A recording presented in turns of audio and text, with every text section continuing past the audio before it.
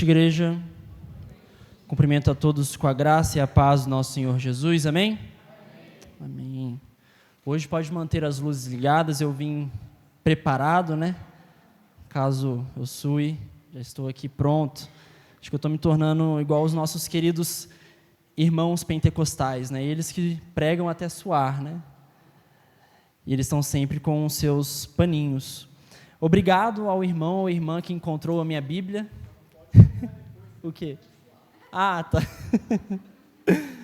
Obrigado, aproveitando a oportunidade, ao irmão ou irmã que encontrou minha Bíblia hoje de manhã. Deixei ela aqui. Alguém encontrou, deixou aqui bondosamente, então não sei quem foi, mas quero agradecer. Foi a irmã Cleide. Obrigado, irmã Cleide. Deixei ali, eu fiquei, nossa, cheguei em casa, cadê ela? Acontece. Fiquei sem uma espada durante essa tarde. Vamos abrir nossas Bíblias no livro de Jonas, capítulo de número 2. Vamos prosseguir nas nossas meditações nesse livro tão especial e importante, que é o livro de Jonas. Jonas, capítulo 2.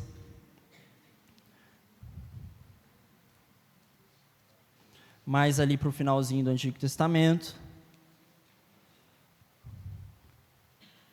Antes de Miqueias, nós vamos ler o capítulo inteiro, Jonas, capítulo 2.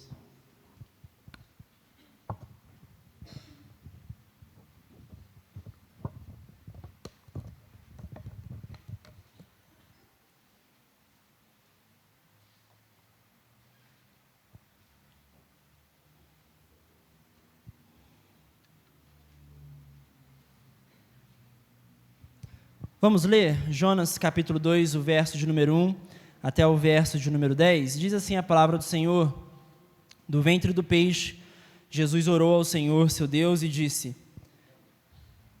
clamei. Eu falei Jesus? Perdão, irmãos.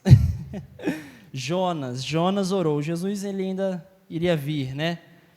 É que nós vimos que semana passada Jonas é uma sombra, né, daquilo que Jesus é, né?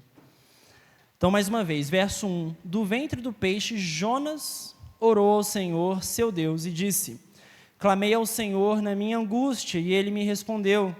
Do ventre do Sheol, ou do abismo, dependendo da tradução dos irmãos, gritei, e tu ouviste a minha voz.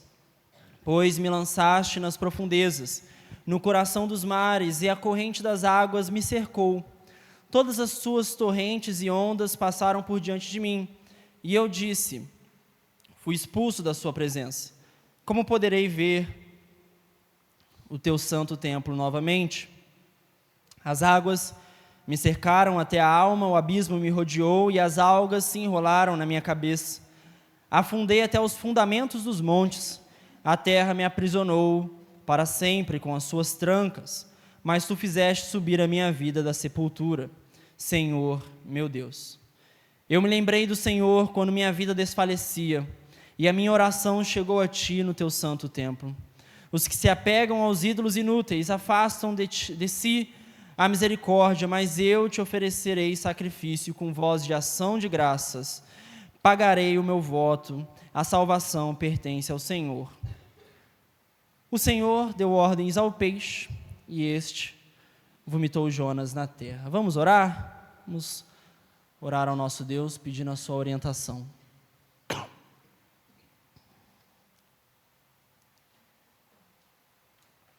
Senhor Deus Altíssimo, nós te louvamos pelos teus grandes feitos, pelas tuas maravilhas em nossas vidas, na vida desta igreja, e pedimos que nesta noite o Senhor continue falando aos nossos corações. Hoje pela manhã o Senhor já disse aos nossos corações as tuas palavras e nos instruiu nos teus caminhos. Nós já pudemos aprender com a pregação e com as aulas ministradas pelos professores, Deus, mais uma porção da tua revelação nas Escrituras.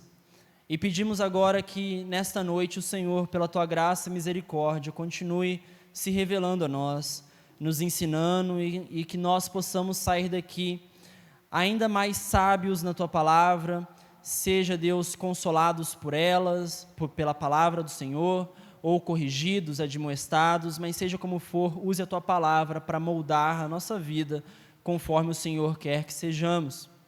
Pedimos também que o Senhor seja engrandecido, glorificado e que o Senhor seja o centro das atenções nesta noite. Já tem sido ao longo dos louvores, das orações que fazemos ao Senhor, dos nossos pedidos e nossos louvores e agradecimentos que colocamos diante do Teu altar. E agora seja mais uma vez, por meio da Tua palavra, exaltado e engrandecido em nossas vidas. É isso que nós pedimos, em nome de Jesus Cristo. Amém. Irmãos, nós vamos então continuar o livro de Jonas, capítulo 2. Começamos, no domingo passado, a meditação neste livro e estamos fazendo capítulo por capítulo. Domingo passado vimos o capítulo 1 inteiro e neste domingo vamos ver o capítulo 2 inteiro, o próximo 3 e, por fim, o capítulo de número 4, então encerrando o livro. Então, assim que temos caminhado nessa série curta, mas muito preciosa, pois assim é o livro de Jonas. Ele é curtinho, mas ele é muito precioso. E nós vamos nos deparar aqui com uma oração feita em um lugar muito inusitado. Creio que os irmãos e as irmãs já oraram várias e várias vezes, e se pararmos para pensar nos lugares mais diferentes que nós tivemos a oportunidade de orar, talvez iríamos ouvir lugares que a gente nem estaria esperando. Talvez você orou em algum lugar específico em que poucas pessoas oraram, ou na sua situação oraram. E na Bíblia também há vários exemplos disso. Há várias orações feitas por várias pessoas, homens e mulheres de Deus, em vários lugares inusitados. Temos uma oração feita ao lado de leões, de feras selvagens ali numa cova. Ali foi feita uma oração, bem do ladinho, sem grade, sem nada separando. Ali Daniel orou. Temos uma oração feita debaixo de uma árvore. Aqui não é um lugar tão inusitado, creio que até alguns irmãos já oraram debaixo de árvores, mas ali Natanael orou também. Temos orações que foram feitas em uma cruz. Assim Jesus agora orou. Ali ele orou ao Senhor, pendurado em uma cruz, e este sim é um lugar inusitado. Temos orações feitas em prisões, em diversos lugares, até mesmo em meio a guerras, ou no meio de um povo inimigo, as pessoas levantam orações ao Senhor, pedindo socorro, agradecendo ou louvando. E Jonas, nós nos deparamos com um lugar bem diferente. Entre tantos os lugares que Jonas poderia orar, ele foi orar no fundo do mar. Acho que se eu perguntar aqui se alguém já orou no fundo do mar, acredito que ninguém tenha feito isso. Jonatas, já, Jonatas? Na praia? Você mergulhou e falou, Deus, agora eu vou orar. No mar mesmo, não era debaixo do Lorenzetti? Ah, tá. Na areia? Então, Jonatas, até combina. Jonatas, ele fez jus ao nome parecido que ele tem com o do profeta. Mas alguém, irmãos, orou embaixo do mar? Mergulhou a cabeça na praia, agora eu vou orar aqui. A onda passando, Só o Jonatas mesmo, só você, Jonas. Só você. E Jonas, então, ele faz essa oração. Não só debaixo do mar, aí agora é diferente, mas dentro da barriga de um peixe, Graças a Deus isso não aconteceu,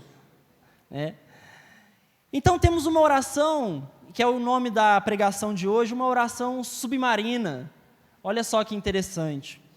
Um capítulo inteiro onde registra a oração de um profeta feita embaixo das ondas, embaixo das correntezas, das marés, dentro da barriga de um peixe. Nós paramos na semana passada justamente neste ponto onde Jonas é engolido pelo peixe. Vimos então, recapitulando, que Jonas, ele recebe uma ordem do Senhor, e a ordem era para que ele fosse para Nínive, pregar para que Nínive se arrependesse, porque Nínive, como vimos, é uma cidade muito má e terrível.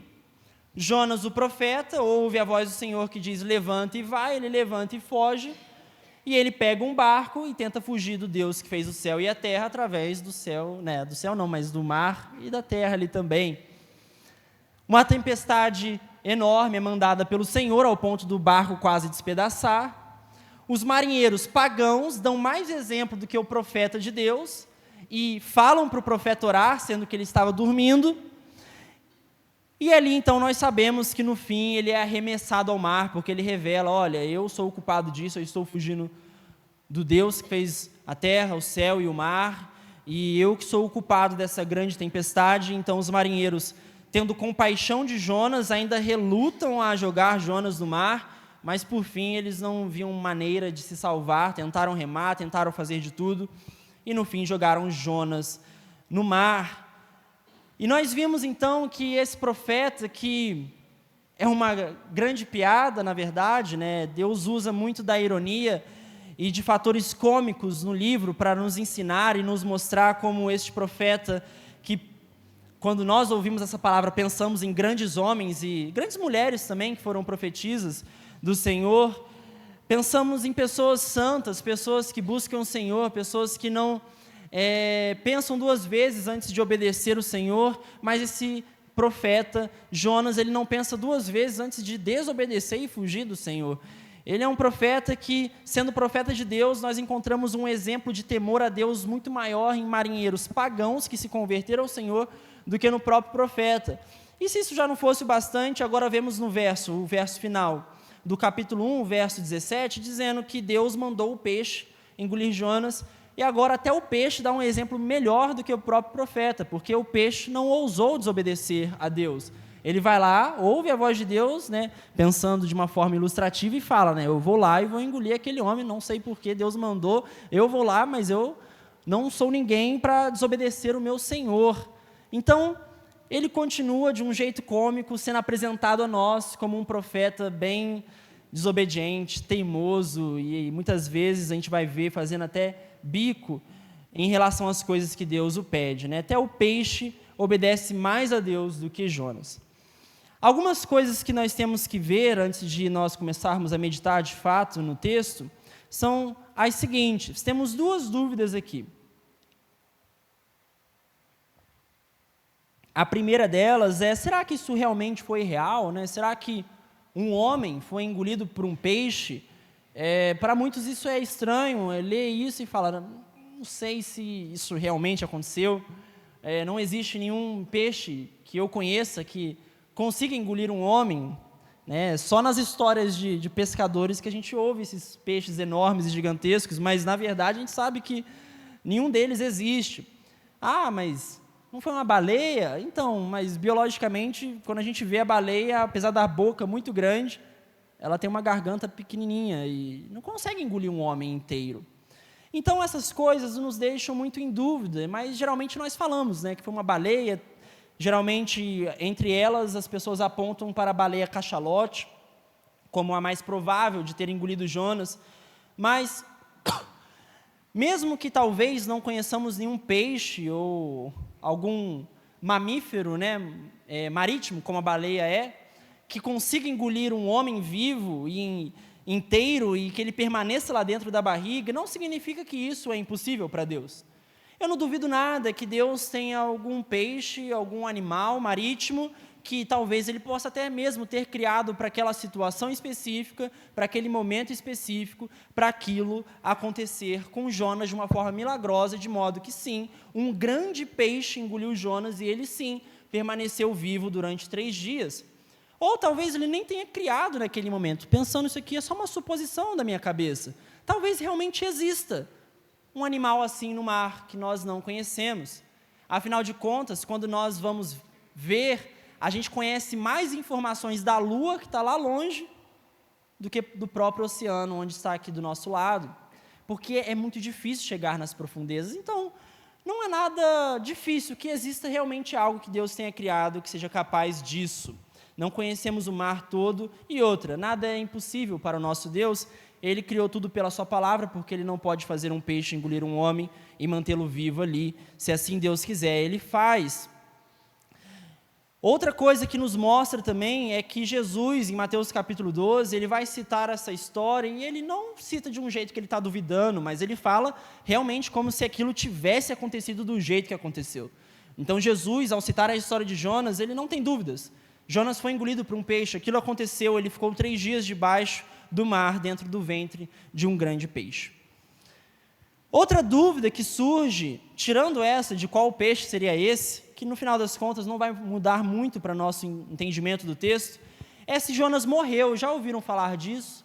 Geralmente as pessoas apontam que Jonas aqui morreu, ficou 3 dias morto, assim como Jesus também, e ressuscitou. Por que geralmente as pessoas afirmam isso? Por causa de versículos, como o versículo de número 6, dá uma olhadinha lá comigo, verso de número 6. Afundei até os fundamentos dos montes, a terra me aprisionou para sempre com as suas trancas, mas tu fizeste a minha vida subir da sepultura. Não parece uma linguagem muito de que alguém foi ressuscitado, né? Tu fizeste minha vida subir da sepultura. Não só isso, o verso de número 2 também diz: e disse, clamei ao Senhor na minha angústia, e Ele me respondeu do ventre do Sheol. Aqui a tradução para algumas Bíblias pode ser abismo, mas o abismo, o Sheol, geralmente é usado no contexto do Antigo Testamento para o lugar dos mortos, de onde as pessoas realmente que já partiram, já se foram. Então as pessoas acabam lendo o capítulo 2 de Jonas e pensam, parece que Jonas morreu e Deus ressuscitou ele. Parece que tudo isso é uma linguagem bem simbólica sobre esse peixe, que na verdade ele morreu e de alguma forma Deus trouxe ele de volta à vida.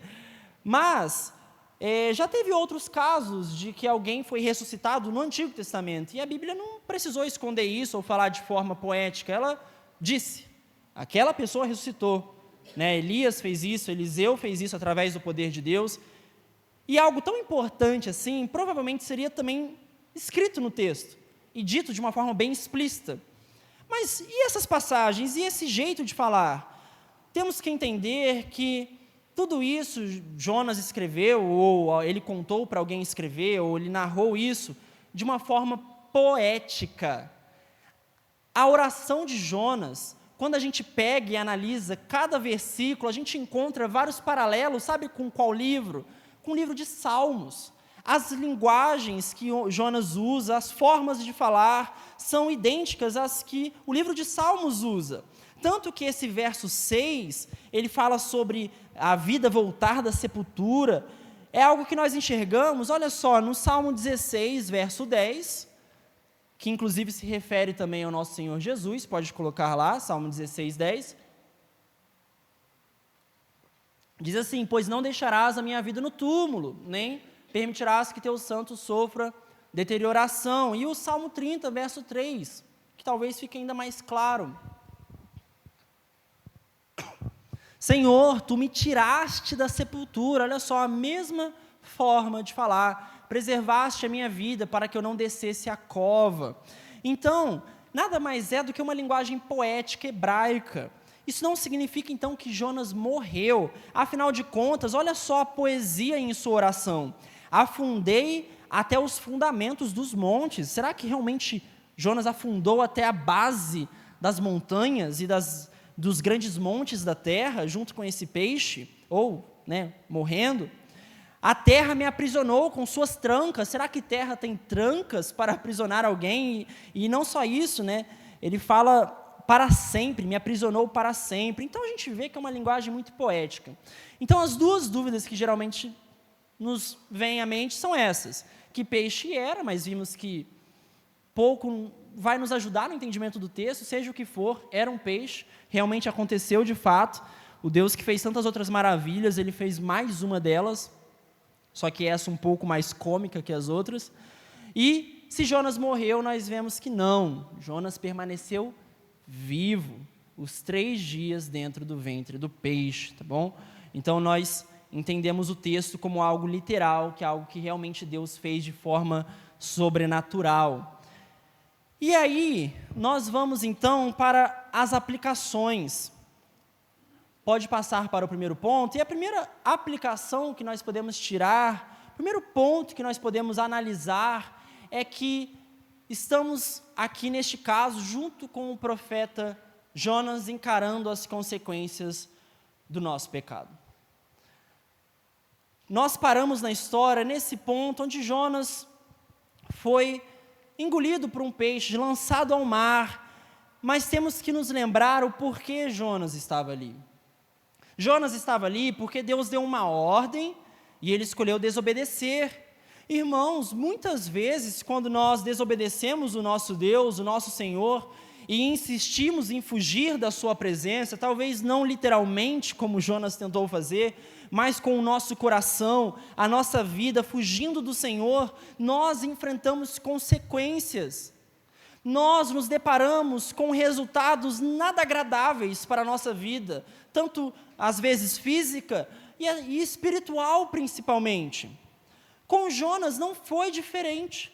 Jonas pecou, Jonas insistiu em estar em pecado, Jonas fugiu do Senhor e ele foi parar na situação em que ele se encontrou por causa da sua fuga desesperada da presença de Deus em desobediência, em pecado. Quais foram as consequências então que Jonas ele enfrenta? Nós vemos que de uma forma muito poética e bonita no livro, ele vai usando o verbo descer, que nós vimos na semana passada. Ele usa o verbo descer no capítulo 1, verso 3, no capítulo 1, verso 5, e no 2, capítulo 2, que nós estamos estudando nesta noite, no verso 6. E nós percebemos que descer é uma linguagem também usada para a morte.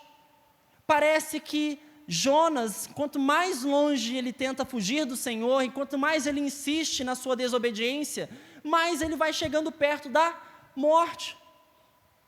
E de fato, Jonas quase morreu. Dá uma olhada no verso de número 2, ele diz o seguinte: e disse, clamei ao Senhor na minha angústia, e ele me respondeu, do ventre do Sheol gritei, e tu ouviste a minha voz. Por mais que ele não tenha morrido, e por mais que isso seja uma linguagem poética que ele esteja usando, ele está se referindo a uma experiência de quase morte. Afinal de contas, quem já esteve no mar, ainda mais o mar aberto, por mais que ele seja tranquilo e calmo, se você entra lá um pouquinho e olha para baixo, você vê aquela imensidão sem fim, e um poder que pode te fazer em pedaços em 2 segundos.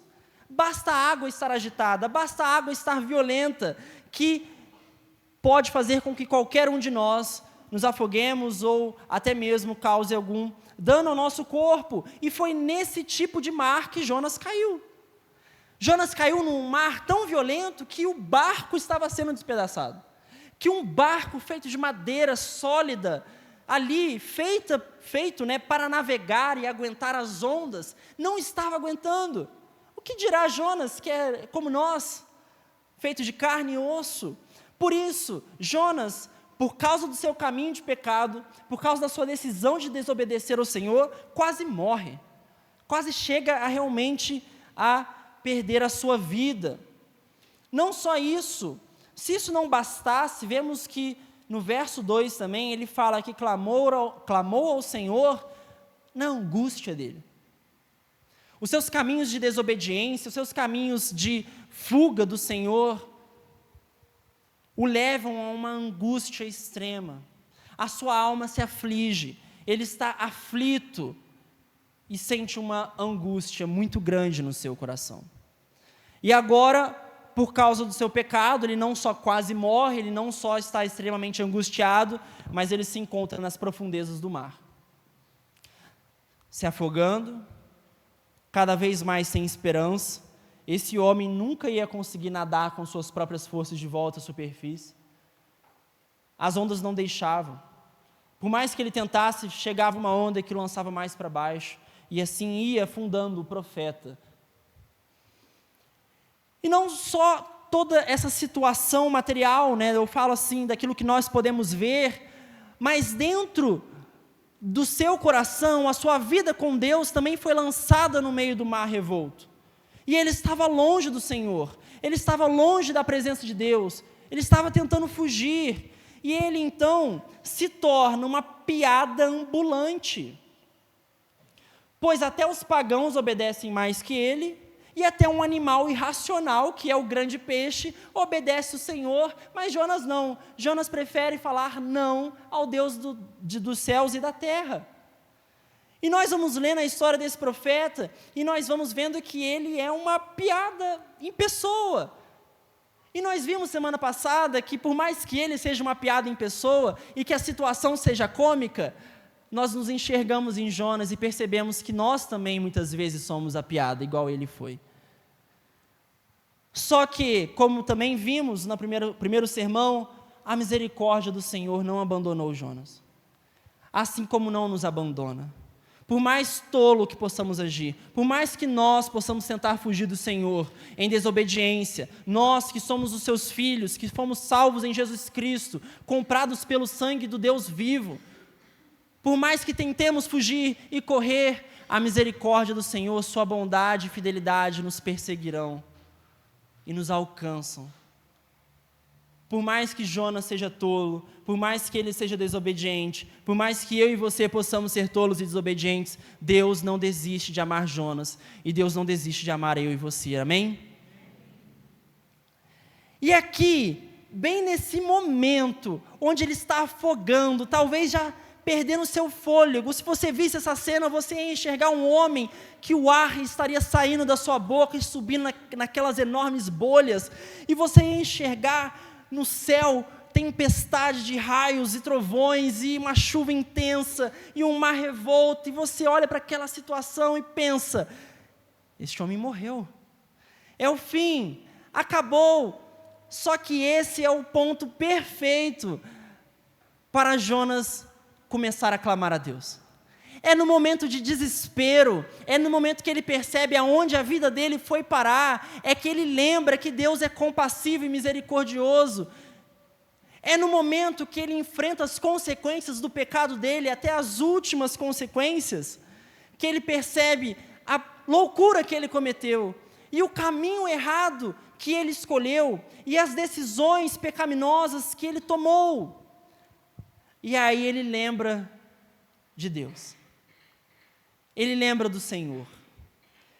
E finalmente, esse homem que estava tendo que ser lembrado pelos marinheiros pagãos para orar, finalmente ele ora. Finalmente, Jonas apresenta um vestígio de um coração que teme o Senhor. Depois de um caminho inteiro de desobediência, finalmente, o profeta que Deus fez ele começa a voltar a surgir, e ele lembra, eu tenho um Deus que me ama, eu tenho um Deus que é compassivo, eu tenho um Deus que pode ser misericordioso comigo, mesmo eu sendo tolo e desobediente. E Jonas ora. A impressão que eu tenho, irmãos, é que há duas orações, uma que foi registrada, e a outra que foi apenas mencionada. Se nós olharmos o verso de número 2, mais uma vez, nós vamos ler o seguinte.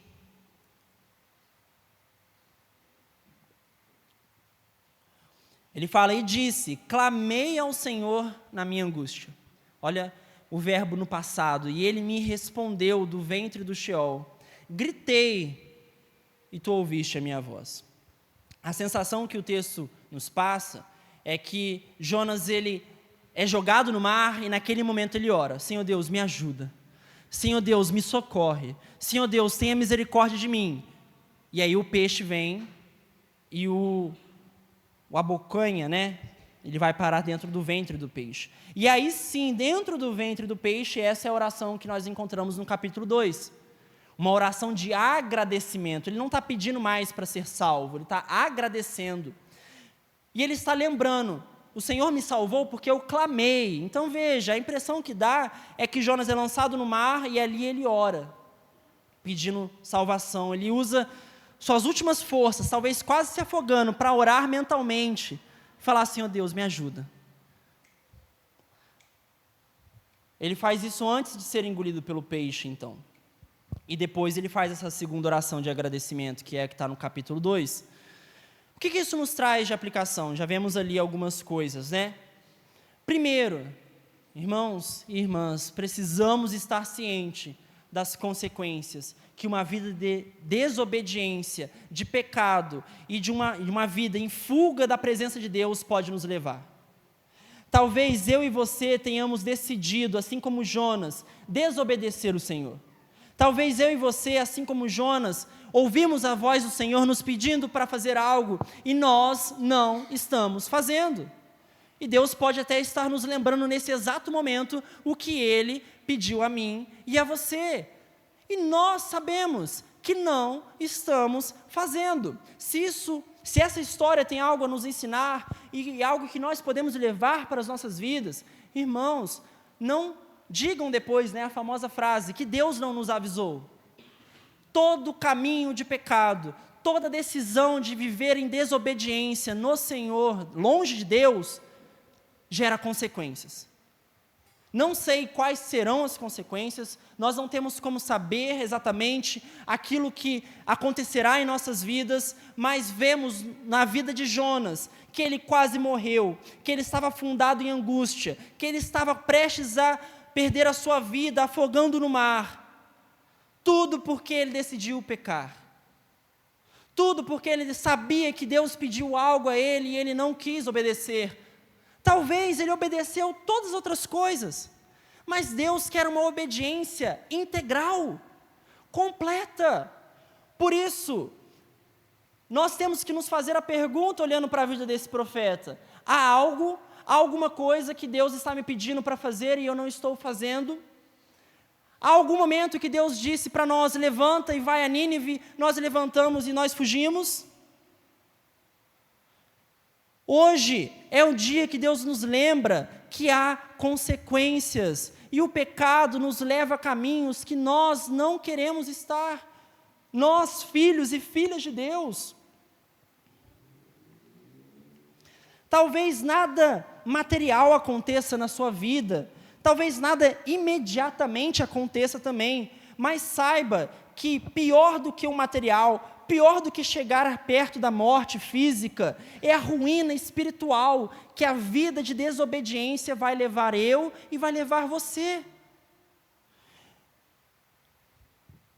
Então, no momento em que Deus fala, leia a Bíblia, e nós falamos, não, e passamos 1 semana, 2 semanas, 3, já se foram meses, já se foram anos, e nós não lemos a Bíblia. Talvez a sua vida material esteja linda e bela, mas a sua vida espiritual está arruinada, está em ruínas, está perto da falência. Talvez há alguém que Deus nos pediu, perdoe, ame essa pessoa, ame o seu inimigo, e nós dizemos não, não e não.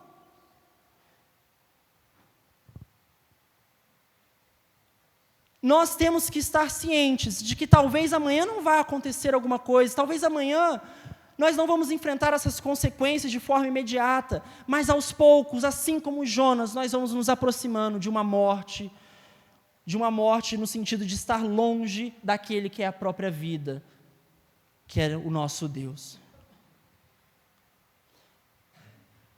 Não espere as coisas piorarem. Não espere Deus lançar eu e você no meio de um mar revolto, para aí então começar a obedecer como Jonas fez. Se hoje eu e você sabemos de algo que Deus nos pede e insistimos em não fazê-lo, seja não ler a Bíblia, não orar, não perdoar, não amar, não vir e participar dos cultos, não aconselhar, não viver em paz com as pessoas, não mentir, honrar o pai e a mãe, o que quer que seja, comece a se arrepender agora. Não espere as coisas piorarem. Não espere chegar no momento de desespero. Deus nos dá uma oportunidade antes de voltar. Se Jonas tivesse pensado nisso no caminho de Jope, porque ele pega o barco lá em Jope, ele não teria passado por nada disso, irmãos. Se ele tivesse parado para pensar uns 2 segundos depois, espera, eu não vou desobedecer o meu Deus, eu não vou continuar caminhando neste caminho de desobediência, eu vou voltar atrás, ele talvez teria sido liberto de todas essas consequências que ele acabou vivendo. E basicamente assim que é a vida no pecado. No começo tudo ainda é tranquilo, eu e você estamos conseguindo viver bem, mas de repente uma tempestade nos pega de surpresa. De repente a gente vê que a gente já está muito longe da presença de Deus. E estamos perto da nossa morte e aflitos e em angústia, por causa das nossas decisões, por causa das nossas escolhas. Outra coisa que nós temos de aplicação é: clame ao Senhor agora por restauração. Eu entendi, Deus pediu isso para mim, eu não estou obedecendo. O que eu faço agora? Será que é tarde demais? O que eu posso fazer? Faça aquilo que Jonas fez. Ore. Peça a Deus que te restaure. Peça a Deus que te traga de volta. Confesse os seus pecados. Desista do caminho de desobediência. E aqui muitos escolhem outra via, por mais incrível que pareça. Muitas pessoas, quando escolhem os seus caminhos e tomam as suas decisões pecaminosas e continuam nelas por um tempo, até que as consequências cheguem, quando elas chegam, sabe o que as pessoas fazem, o que nós fazemos muitas vezes? Culpamos o Senhor ainda por cima. Deus, por que o Senhor permitiu isso? Deus, por que eu estou vivendo isso? Deus, por que eu estou nessa situação?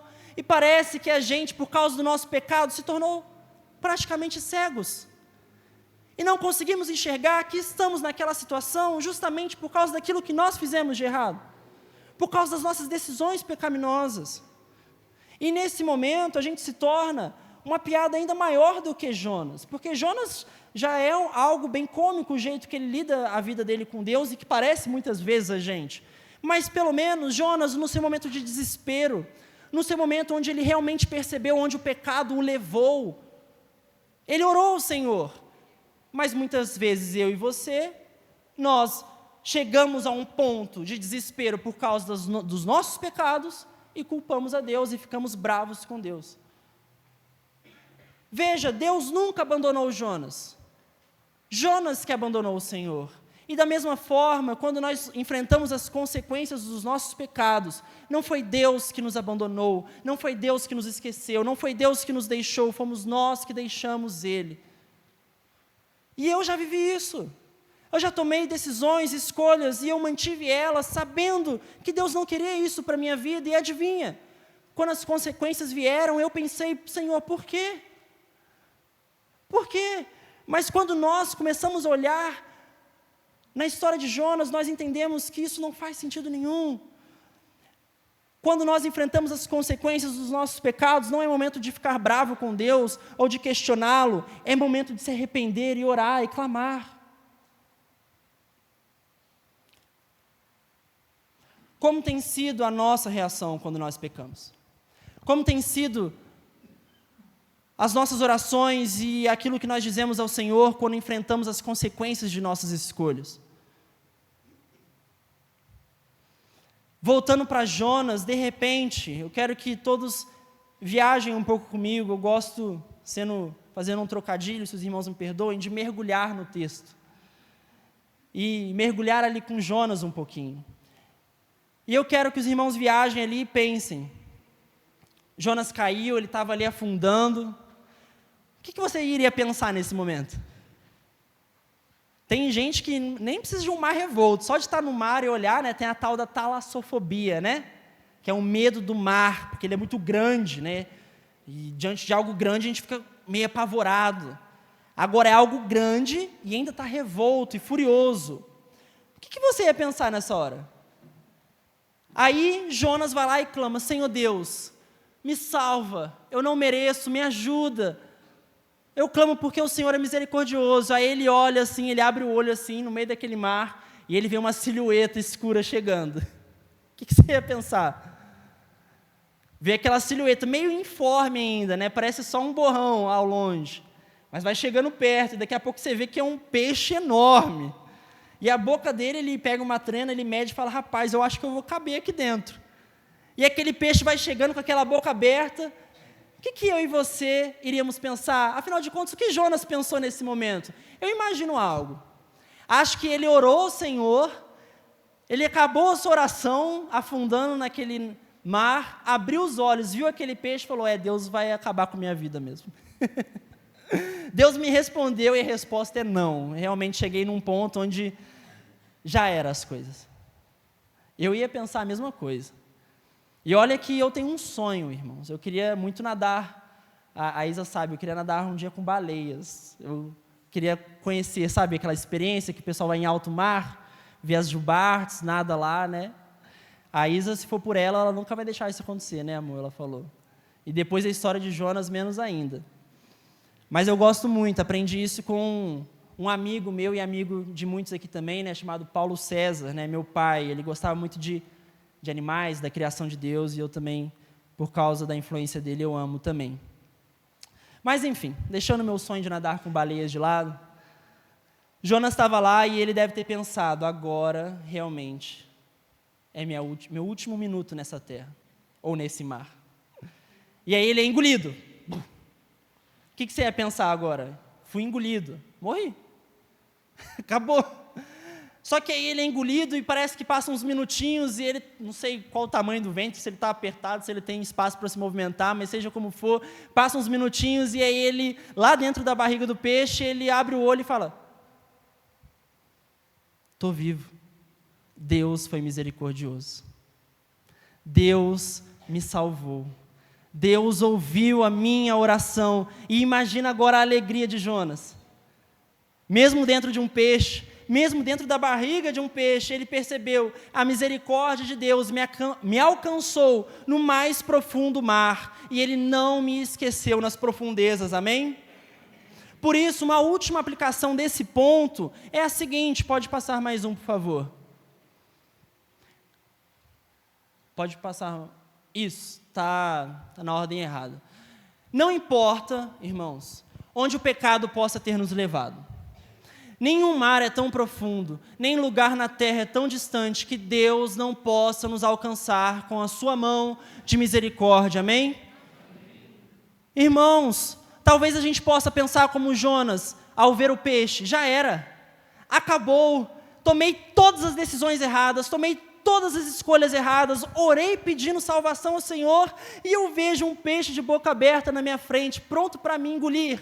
Acabou, a minha história termina aqui, e esse foi o profeta mais cômico de todos, e vai acabar o livro de Jonas logo no primeiro capítulo. Mas não foi assim com ele, e não precisa ser assim com a gente. Deus quer ter misericórdia de mim e de você, assim como Ele teve de Jonas. Afinal de contas, essa é a história do livro. É o profeta e a compaixão de Deus. E a compaixão de Deus, mesmo afundado lá no fundo do mar, alcança Jonas. E talvez você e eu estejamos afundados no fundo do mar por causa das nossas escolhas, por causa daquilo que nós fizemos, por causa do caminho de desobediência que nós tomamos. Mas Deus quer te lembrar, você é meu filho, você é minha filha, eu te amo e eu quero ter compaixão da sua vida. Clame a mim. Ore pedindo ajuda. Volte atrás. Pare de andar nesse caminho de pecado. Pare de andar nesse caminho de desobediência. Lembra daquela vez que eu te pedi para ler a Bíblia e volte a ler. Aquela vez que eu te pedi para orar e volte a orar. Eu quero te alcançar com a minha mão de misericórdia. Segundo ponto.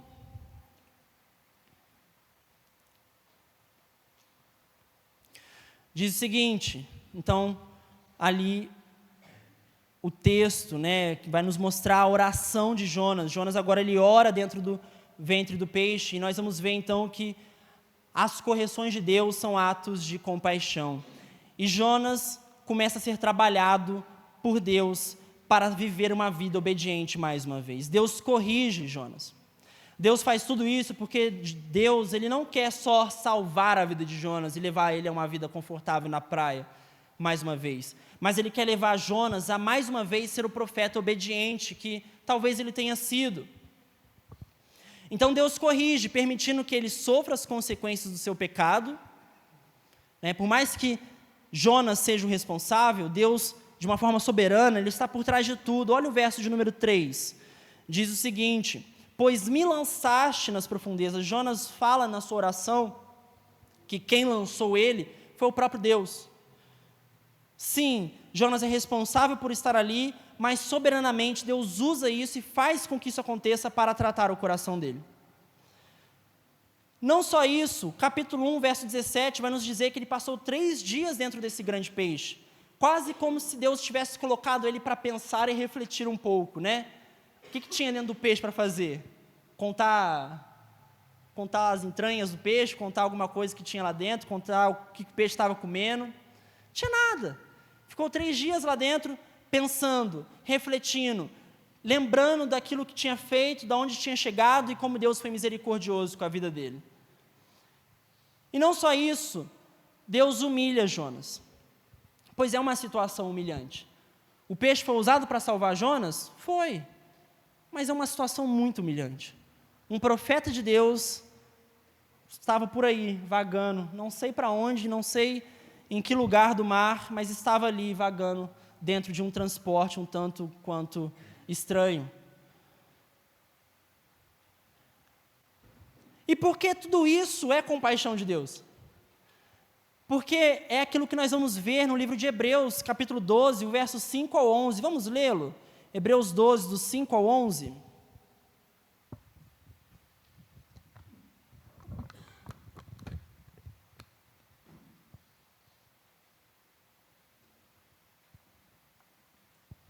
Hebreus 12, do 5 até o 11, diz o seguinte: já vos esquecestes do ânimo de que ele vos fala como a filhos? Filho meu, não desprezes a disciplina do Senhor, nem fiques desanimado quando por eles é repreendido, pois o Senhor disciplina quem ama e pune a todo o que recebe como filho. Até o 11.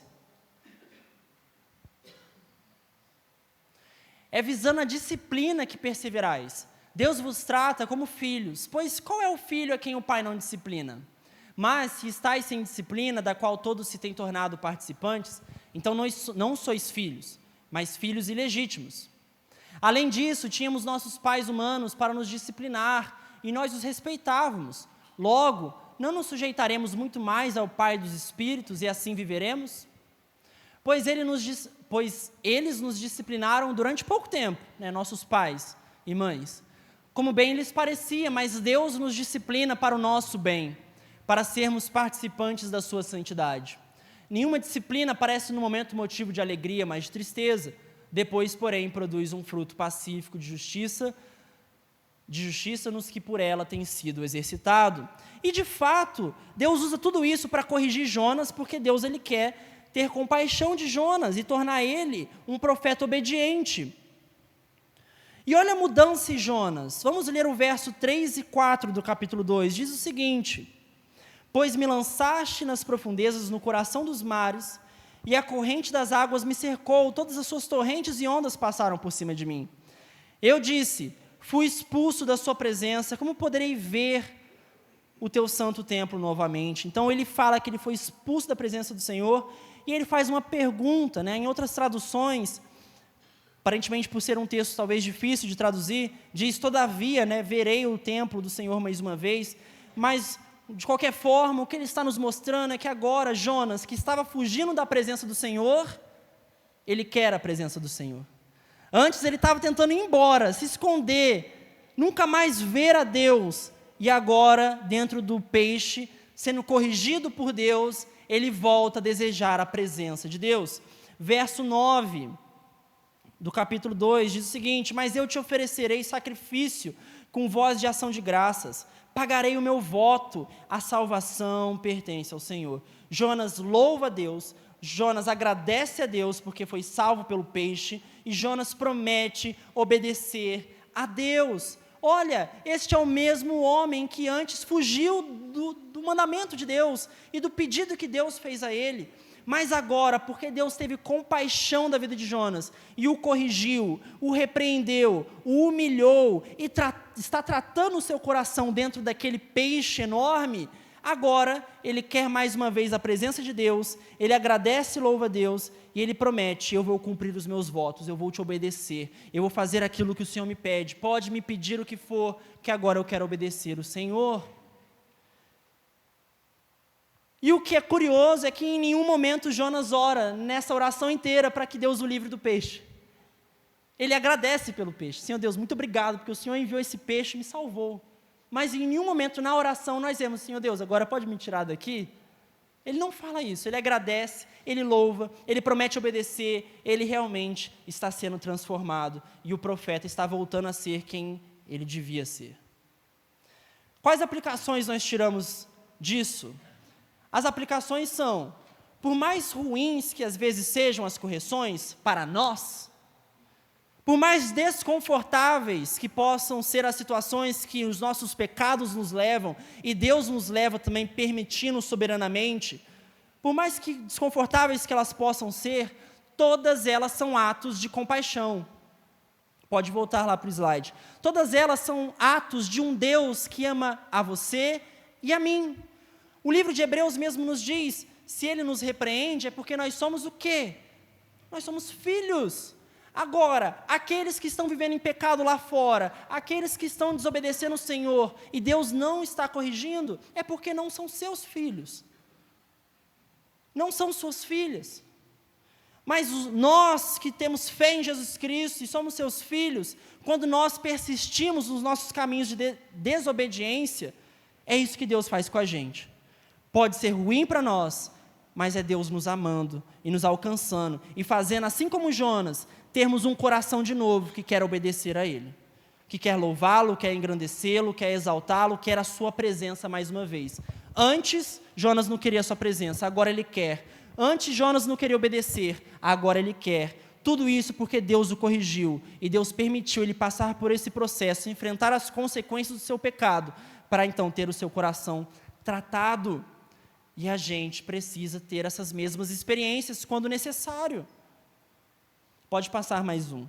Quando estamos em pecado, então, é bom ser humilhado pela mão de Deus. Ela nos coloca no lugar que nós devemos estar.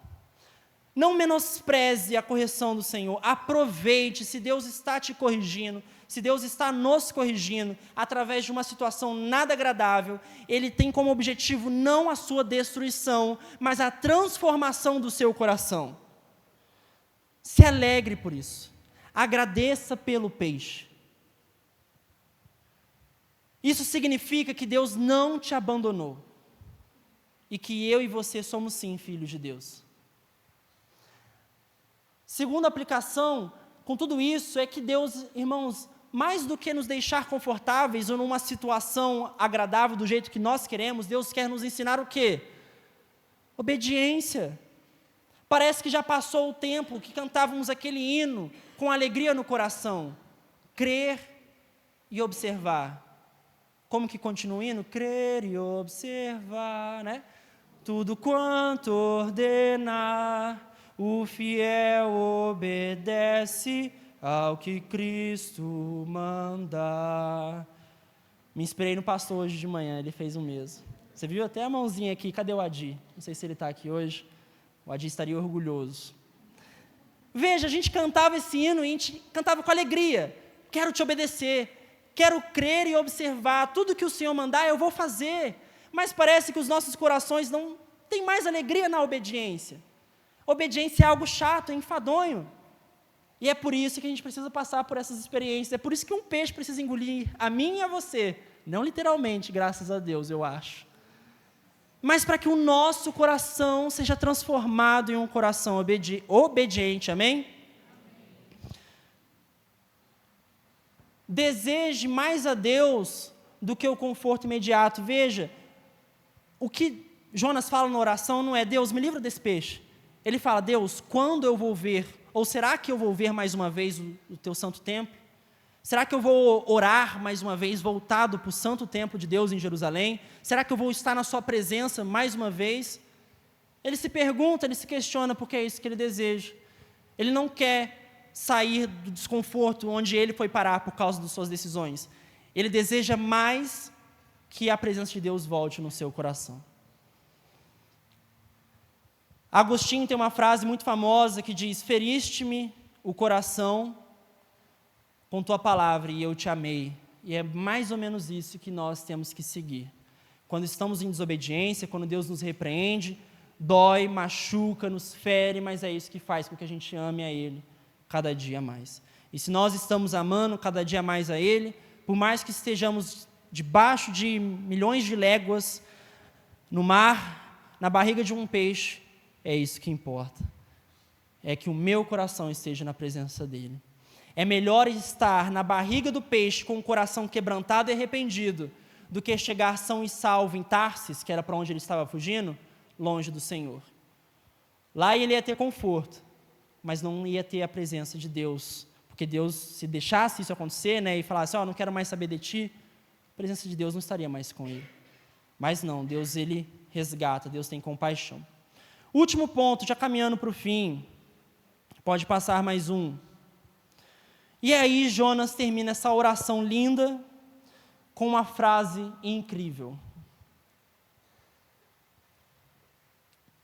A salvação pertence ao Senhor. Vamos ler lá o verso 9? Diz o seguinte, o final da oração. Mas eu te oferecerei sacrifício com voz de ação de graças. Pagarei o meu voto. A salvação pertence ao Senhor. Pode passar mais um lá no slide? Ele nos mostra, então, que se há alguém que pode libertar Jonas dos seus maus caminhos, da sua desobediência, das consequências do seu pecado, da morte, da angústia, é apenas um, e é o Senhor. É Ele que pertence à salvação, a Ele que pertence a salvação. E já que a salvação pertence ao Senhor e Ele quis salvar Jonas, mais uma vez nós vemos que a salvação é graça. Isso significa que eu e você não merecemos. Deus salva Jonas não por causa de Jonas, não é porque ele era um profeta, não era porque ele era da nação de Israel, não era por nada disso, não era porque ele tinha obedecido antes em algum momento, mas é apesar de Jonas ser tolo, apesar de Jonas ser pecador, apesar de Jonas estar insistindo em andar em pecado, eu vou te salvar. E é a mesma coisa comigo, e é a mesma coisa com todos nós aqui. Apesar de sermos tolos, apesar de sermos desobedientes, Deus nos salva, tanto dos nossos maus caminhos, dos nossos pecados e das consequências muitas vezes desastrosas que os nossos pecados nos levam, mas Ele também nos salva da condenação eterna.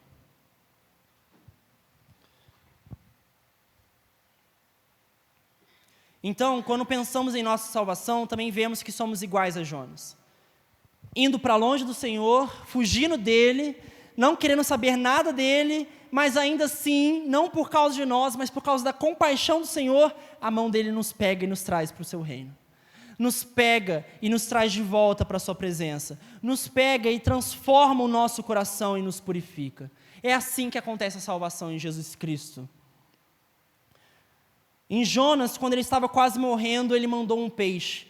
Para nós, quando estávamos morrendo, prestes a ir ao inferno por causa dos nossos pecados, Ele manda o seu Filho, que nos resgata, que nos traz de volta, que muda o nosso coração. E agora nós podemos falar, a salvação pertence ao Senhor, porque eu não me salvei, eu não fiz nada para ser salvo, eu fiz tudo para não ser salvo, e Ele me salvou ainda assim, e eu estou aqui. E hoje, nós não estamos mais destinados à ira de Deus, mas à salvação eterna, através do seu Filho Jesus Cristo, amém? A salvação pertence ao Senhor, e a salvação vem aos que estão dispostos a orar como Jonas. Seja você já crente, já filho de Deus, vivendo em desobediência, Deus pode te resgatar dos seus maus caminhos. Deus pode te trazer de volta a um caminho de obediência. Não é tarde demais. Não espere mais tempo. Deus está te chamando agora a voltar, a obedecê-lo e ter um coração que o ama. E se você, talvez, ainda não é crente, ainda não crê em Jesus Cristo, Ele está te dizendo o seguinte: se você estiver disposto a orar como Jonas e reconhecer, eu estava indo para a morte, eu estava afundando no mar da ira de Deus, e eu estava prestes a ser condenado, sabe o que Ele te diz? Ele pode te salvar hoje. Basta orar como Jonas fez. Senhor, eu não mereço nada, eu fiz tudo de ruim, eu ia morrer, mas o Senhor me salvou pela sua graça. E isso só é possível porque Jesus Cristo morreu em uma cruz para nos salvar. Não sei o que cada um daqui possa estar passando, o quão longe podemos nós estar do Senhor, mas Ele nos lembra com essa história que a compaixão dEle está ali para nos alcançar e nos fazer obedientes mais uma vez e para aqueles que nunca tiveram fé em Jesus Cristo, para salvar e trazer ao seu reino pela primeira vez. Então, seja você crente já, ou ainda não convertido ao Senhor, Deus quer ter compaixão da sua vida. E assim nós terminamos o capítulo 2, e ali chegamos no verso 10, o Senhor deu ordens ao peixe, e este vomitou Jonas na terra.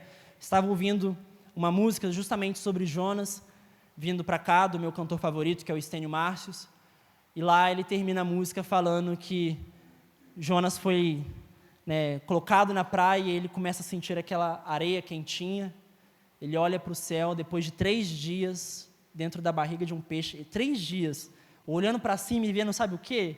Nem sei, um estômago bem nojento, eu imagino.